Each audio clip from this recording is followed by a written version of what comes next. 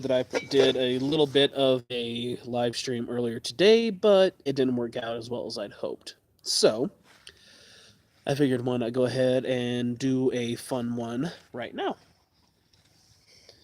I was wanting to give you guys a demonstration of the little alcohol stove that I had made anyway, so I figured, why not? It's a chilly night, and I figured, what better way to spend a little bit of a chilly night than by hopefully making myself some nice, warm, yummy hot cocoa. Uh-oh.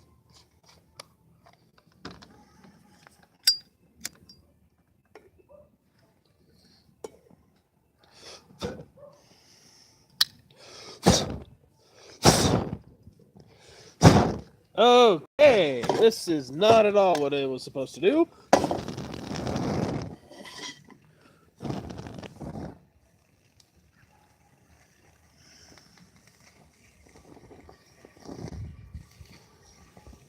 Okay, it's been a while since I've used an alcohol stove. That is not what I was expecting to happen in the slightest.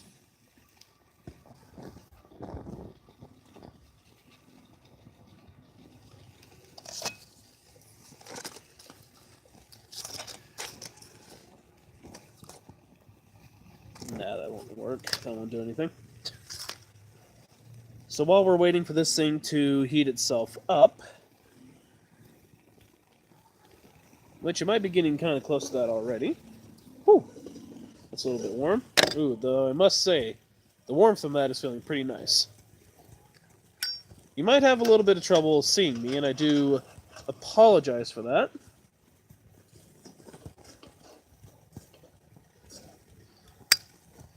Aha! Okay. Oops.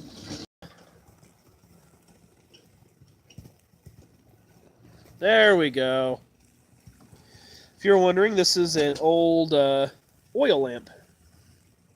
Can't see it in the screen too well, but that's giving a bit better lighting, so you can actually see me.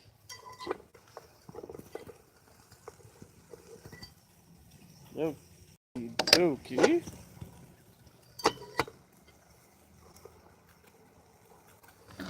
Okay, something tells me this is going to balance a little bit better if I actually have some liquid in it.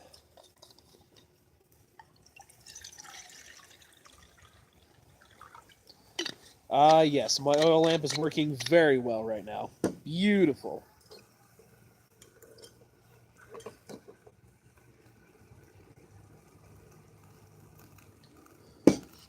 Well, let me get the handle turned around a little bit here, so it's not in the way. There we go. Oh, yeah, that is looking much better.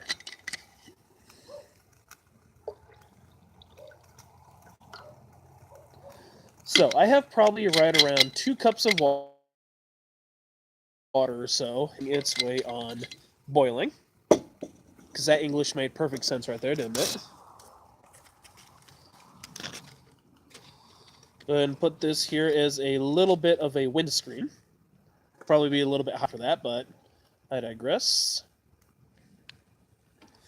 So, while we are waiting for that to boil, the discussion I was wanting to have earlier was on the debate between crossbows and bows.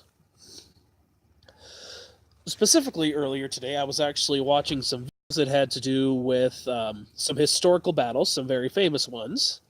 The Battle of Agincourt and the Battle of Crécy. I might be pronouncing that wrong, and I do apologize if I am. But those are 2 very important battles, not only in the history of the 100 Years' War, but also in regards to longbows versus crossbows. And that's essentially what a lot of people try to use historically, as examples for, which one was better, which one was worse, things of that sort. And essentially, the Battle of Crécy is what a lot of people use as an example as to why longbows are better than crossbows, and how the longbow essentially beat out the crossbow. Don't you start blowing in my face. Even though the heat feels kind of good right now, I'm not going to lie. And I actually was getting the Battle of Agincourt and the Battle of Crécy confused. I actually was thinking that Agincourt and Crécy were the same thing, but I had that completely wrong. The Battle of Crécy was at the beginning of the Hundred Years' War, and the Battle of Agincourt was a lot closer to the end. And essentially, the way that they have it set up there for people who do discussions about it is that the Battle of Crécy was basically, why longbows are better than crossbows, and the Battle of Agincourt is why plate armor can't stand up to longbows, which is, basically it's bull. But that's what people oftentimes will quote those battles in regards to. Now, personally, I am an archer, as you guys know. I prefer traditional archery, primitive archery, and I also enjoy shooting crossbows as well. I have two different crossbows. One is a very old Power Master with a wooden stock and a fairly good draw. I'd say probably around 150 or so. I don't remember the exact draw because I've never actually had it measured. Hello, Russ. Nice to see you here. Have a great stream. I had time to head out to work in the morning. All right, well, have a nice day working.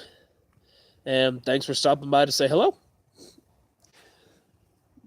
And specifically out to you, I am using a homemade alcohol stove right now to boil some water to make some hot cocoa. Uh-oh. I just realized I don't have a spoon.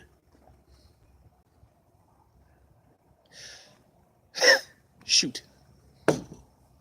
Oh well. Now, in regards to the Battle of Crécy, there were several different factors going on there that led to why the crossbowmen were unable to beat the English.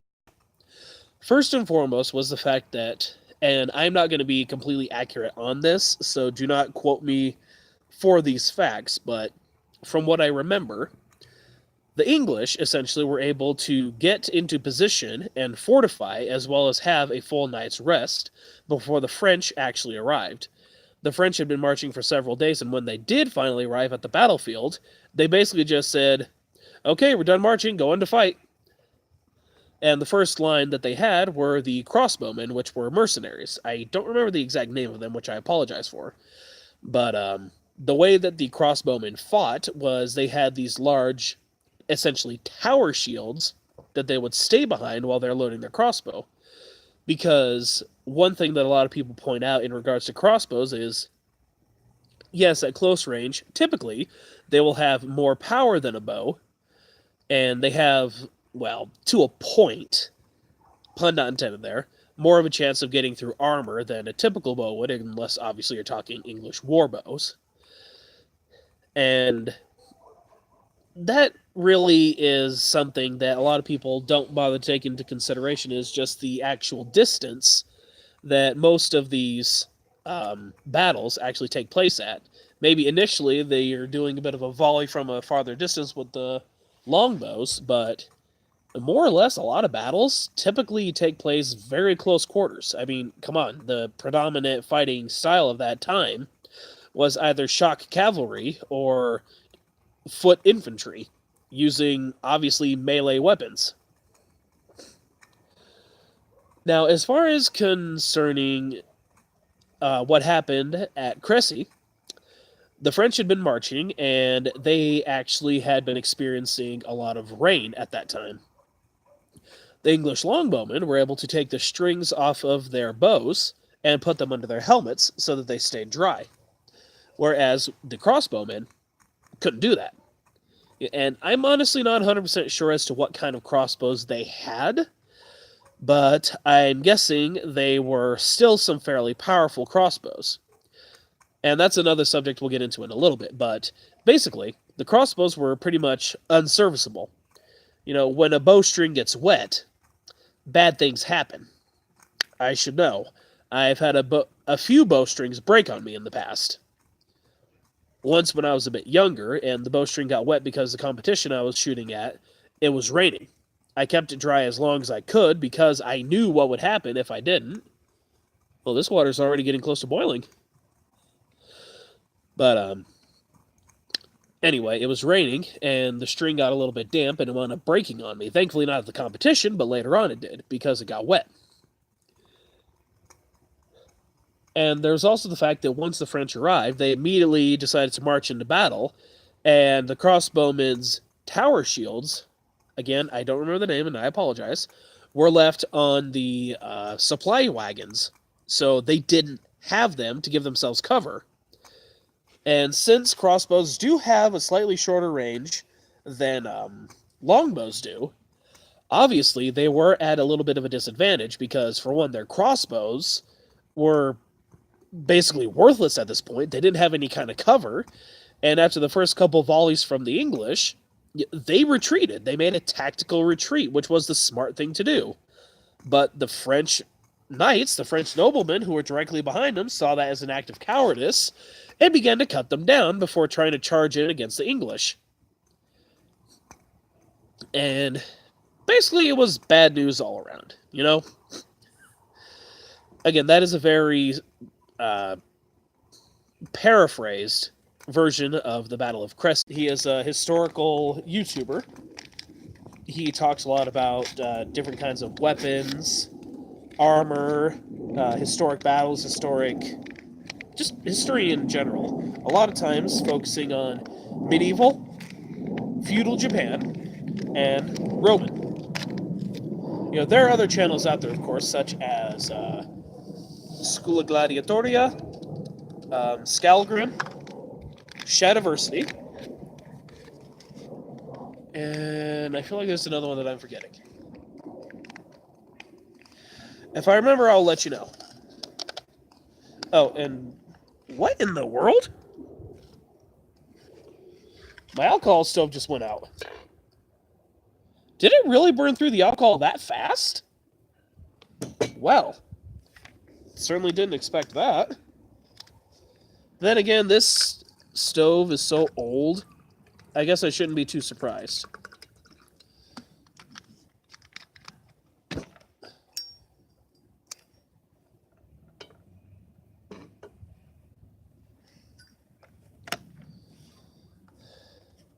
Oh.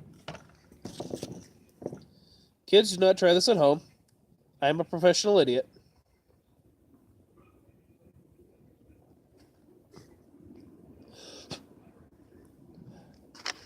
See? Improvise, adapt, and overcome. My Zippo was not really the proper tool to use to get that thing going again. And there it goes on the damn table again. If I would have known it spilled out on the table. Well, that might explain as to why it ran out so fast. It was probably dumping out onto the table. I'm just going to have to make a new alcohol stove. Crap, now I totally forgot where I was going with this. Oh yeah, so the differences between longbows and crossbows.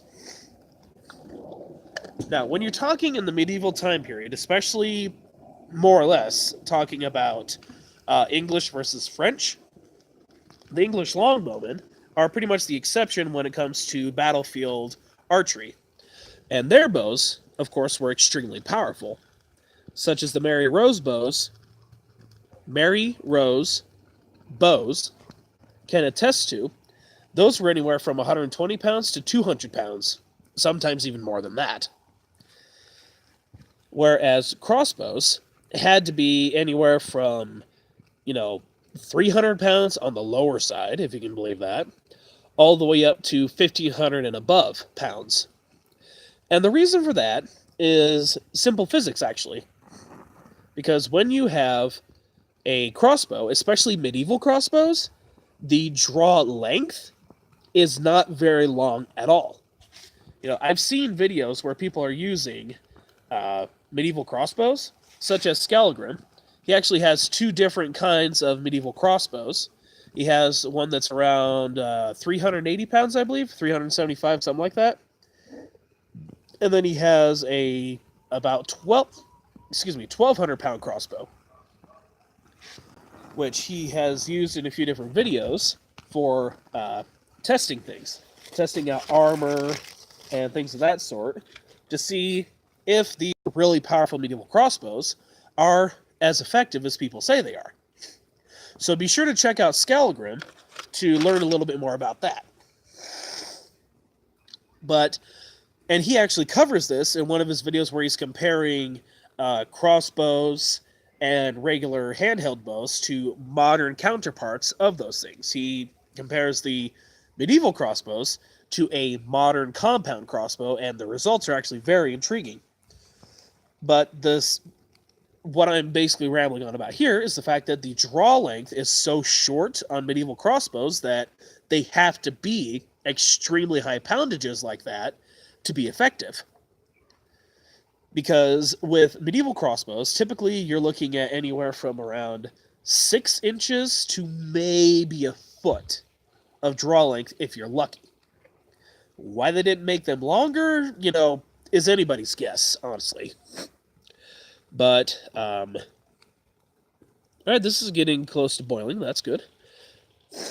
In regards to that, that's why they had to make the draw weights so powerful, is because the draw length was so short. And when the string is only acting on the bolt or quarrel for such a short amount of time, it won't be nearly as powerful as it would be if it had a longer draw length. So compare that, obviously, to an English longbow, or any kind of a bow for that matter. You're looking at anywhere from about 25 inches all the way up to about 34 inches.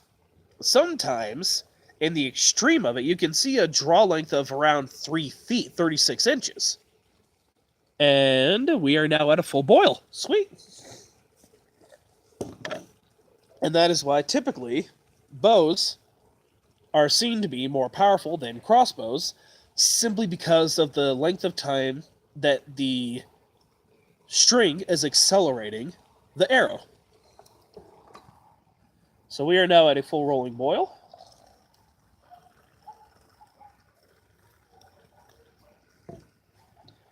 Ooh, that's hot, that's hot, that's hot. And I still don't have a spoon.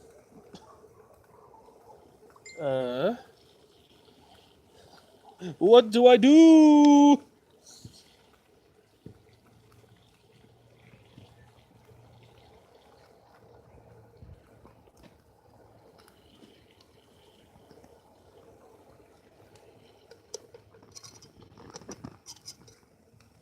Well, here's a stick I found that I just sanitized in the boiling water. Maybe that'll be enough to stir this up.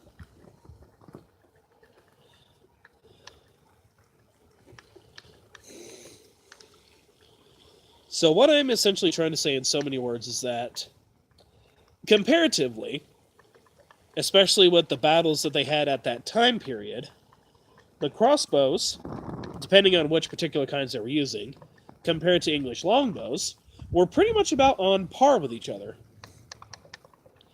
Now, in theory, and sometimes in practice, obviously, a longbow is going to have a far greater range than a crossbow. Because medieval crossbows, and honestly even some of today's modern crossbows, have an effective range of only around 60 yards at most.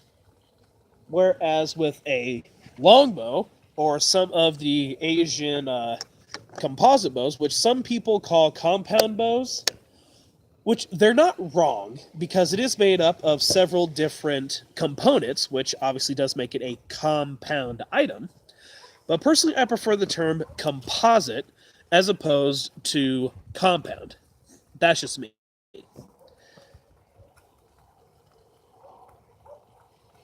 Wow, I just had a major brain fart there.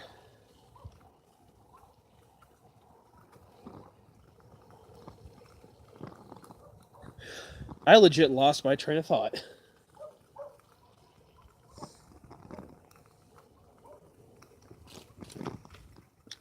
Wow, I feel smart.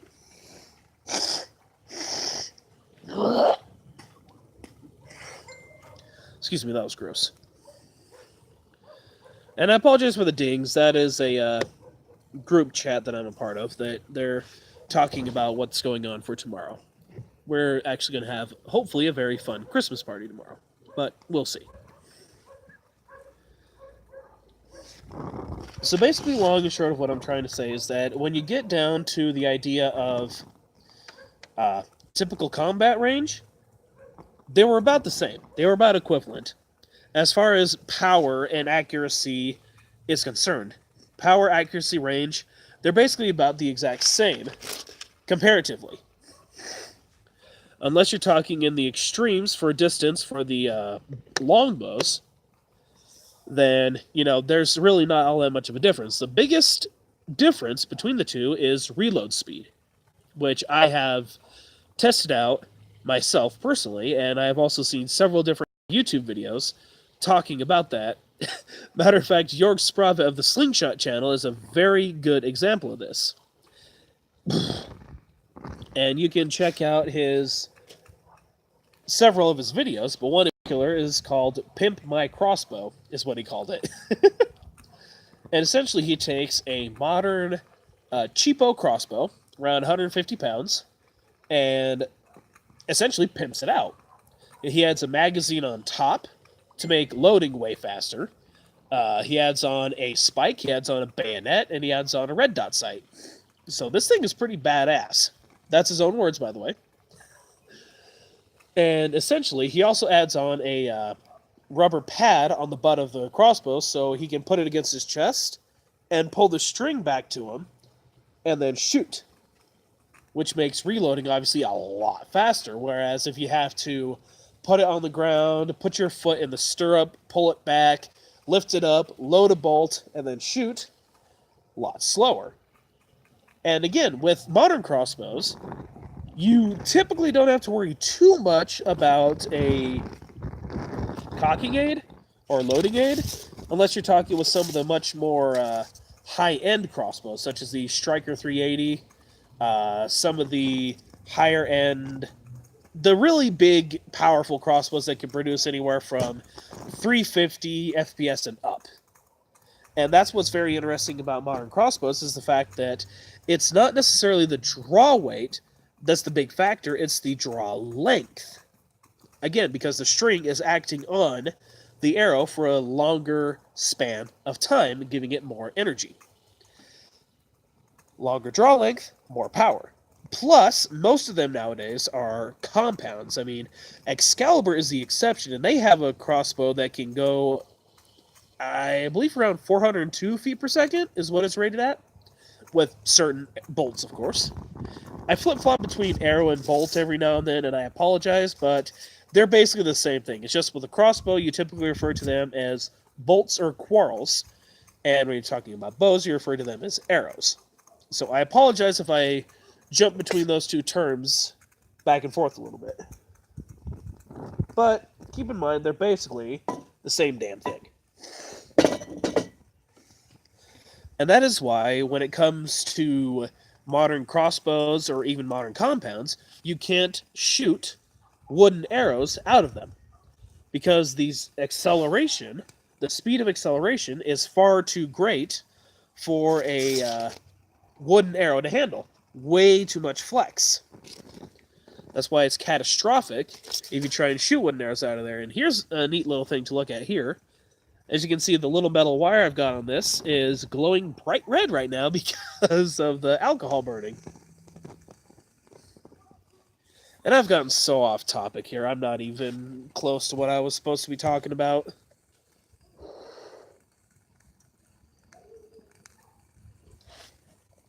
Oh, that is hot!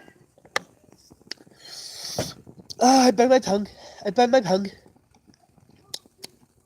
It shows me, though, that this little alcohol stove sure got that water boiling good, though.